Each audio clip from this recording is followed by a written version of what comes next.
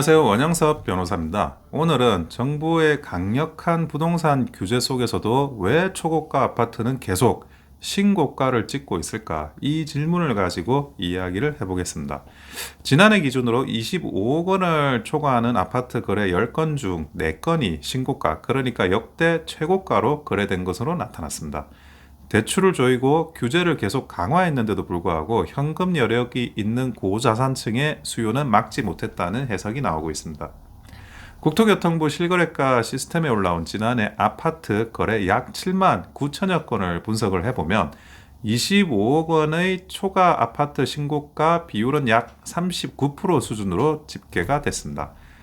가격대별로 보면 25억 원 초과가 신고가 비율이 약 39%, 15억 원 초과 25억 원 이하가 약 38%, 9억 초과 15억 원 이하가 30%, 9억 이하가 약 18%였습니다.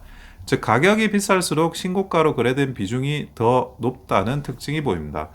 대출 규제가 서민 중산층에게는 강하게 작용을 했는데 현금 비중이 높은 고가 시장에서는 상대적으로 영향이 적었다고 볼 수가 있는 부분입니다. 정부는 이른바 11호 부동산 대책을 통해 서울 전역과 경기 일부를 규제 지역으로 묶어 주택담보대출 한도도 가격 구간별로 강하게 제한을 했습니다. 15억 원 이하는 최대 6억 대출, 15억에서 25억 구간에서는 최대 4억, 25억 초과한 구간에서는 2억까지 대출이 되도록 했죠. 고가 아파트일수록 대출을 받기가 어렵고 현금으로 사야 되는 상황이 발생을 한 겁니다. 이 조치 이후에 25억 초과 아파트의 거래 비율은 한때 잠시 눈에 띄게 줄기도 했습니다. 작년 초에 거래 비율이 약 71% 수준이었는데 대출 규제 직후에는 7%, 5%대까지 떨어지며 고가 아파트 매수 심리가 일단은 위축되는 모습을 보이기도 했는데요. 그런데 중요한 건 그 다음입니다. 주택 공급이 현실화되고 강남 3구와 인기 지역의 새 아파트 입주가 이어지면서 11월 들어 25억 초과 아파트 거래 비율이 다시 10%대 안팎으로 회복되었다는 점입니다. 결국 규제가 일시적으로 누를지는 몰라도 현금이 있는 수요층이 시장으로 재유입되면서 다시 고가 거래를 끌어올린 셈입니다. 그렇다면 지난해 가장 많이 거래된 구간은 어디였을까요? 9억 원 이하 아파트가 전체 약 40%를 차지하며 가장 큰 비중을 기록을 했습니다. 이 구간의 평균 거래 가격은 약 6억 2천만 원 수준으로 집계가 됩니다. 9억 초과 15억 원 이하의 거래는 약 33%, 평균가는 약 11억 8천만 원이었습니다. 15억에서 25억 사이의 구간에서는 18%, 평균 가격은 약 18억 7천만 원이었습니다. 25억 초과 아파트는 전체 비율에서는 약 8%에 그쳤지만 평균 거래 가격이 무려 36억 중후반대에 달합니다.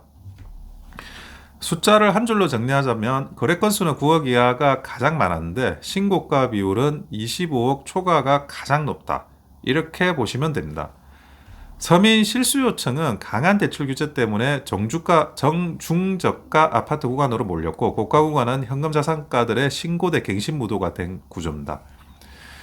여기에 대해서 강도 높은 대출 규제가 주요 인기 지역의 상승 자체를 꺾지는 못했다는 점, 그리고 특히 11월 이후에 현금 자산가들이 시장에 다시 돌아오면서 고가 아파트 거래가 늘어나는 추세라는 점 다시 한번 중요한 포인트라고 말씀을 드립니다. 지금 새 아파트 공급이 많이 부족합니다. 그리고 인기 지역 물량이 또 얼마 없다 보니까 지금 안 사면 더 오란다라는 불안 심리가 강남 3구를 넘어서 용산, 마포, 성동, 광진까지 확산되고 있다는 분석도 나오고 있습니다. 규제가 수요를 억누르기보다는 오히려 일부 자산가들 사이에서는 물량이 더 잠기 전에 서둘러 사자라는 신호로 작용을 하고 있다는 겁니다. 참 안타까운 결과이기도 한데요. 앞으로 이런 공급책이 더 나와야만 이런 상황들에 대해서 많은 개선 부분이 생기리라고 보여집니다. 이상 원영섭 변호사였습니다. 좋아요와 구독은 큰 힘이 됩니다. 감사합니다.